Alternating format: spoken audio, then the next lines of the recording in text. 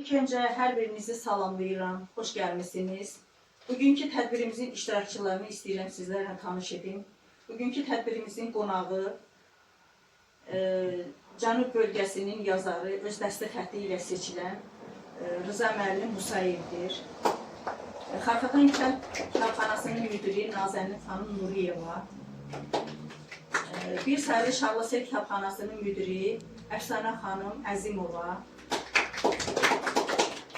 Və Şarlasel Kənd Kitabxanasının, Şarlasel Kənd Mədəniyyət Evinin müdir əvəzi Əli Əkbərov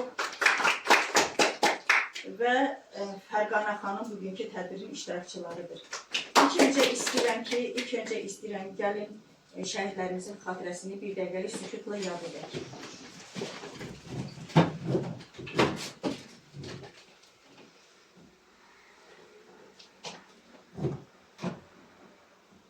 Allah bütün şəhidlərimizə rəhmət eləsin.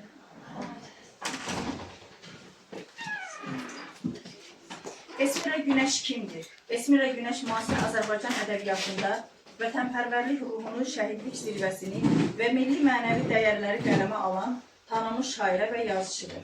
O, Azərbaycan Yazıçılar Birliyinin üzvü, prezident mükafatçısı kimi ədəbi və ictimai fəaliyyətinə görə dövlət səviyyəsində dəyərləndirilmiş ziyalılarımızdandır. Esmira Günəşin yaradıcılığında əsas mövzu vətən sevgisi, şəhidlərimizin əbədi xatirəsi, xalqın yaşadığı ağrı acıları və qürur duyğusudur.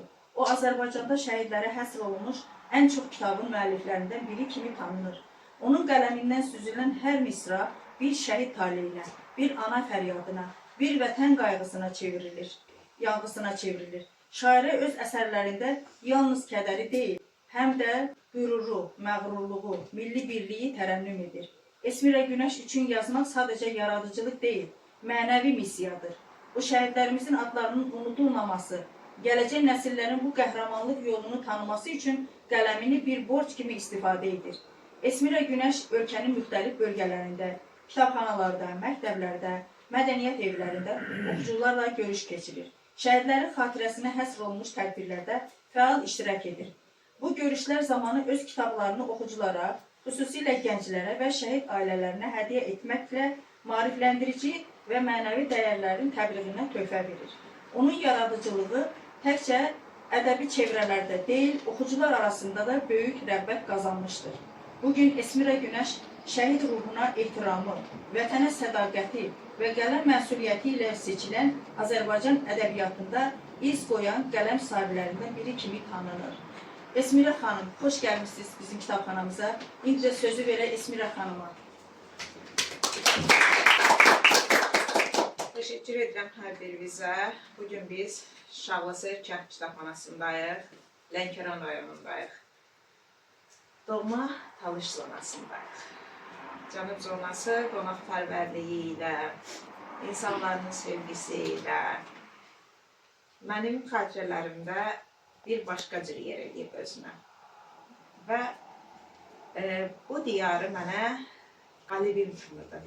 Qəhrəman şəhidimiz bugün dekabrın 20-si tarixində dünyaya gəlmişdi.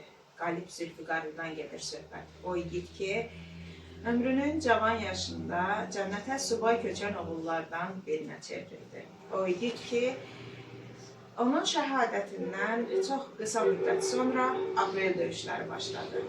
Qisası yerdə qalmadı.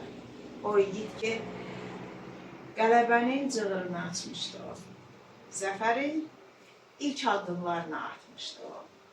Bilvan kəndinin qəhrəmanıdır.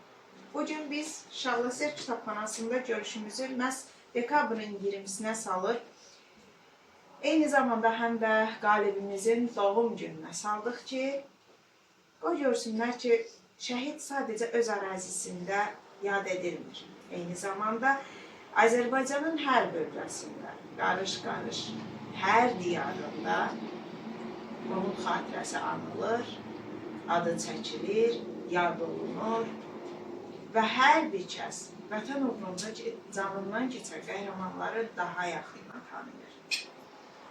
Bugün şəhidimizin doğmaları da bu tədbirdə iştirak edəcəkdir və şəhidimizin anım günü ilə əlaqədar olaraq bölgələrdən gələn qonaqlar olduğu üçün Onlar bizim yanımızda ola bilmədi. Ancaq biz gün ərzində şəhidimizin məzarında ziyarət edəcəyik inşallah tədbirdən sonra və mən gələndə onun yol kənarında olan Bulaq Abidə kompleksini ziyarət edib keçdim. Dihmandan keçirdi yolumuz Şavlasərə.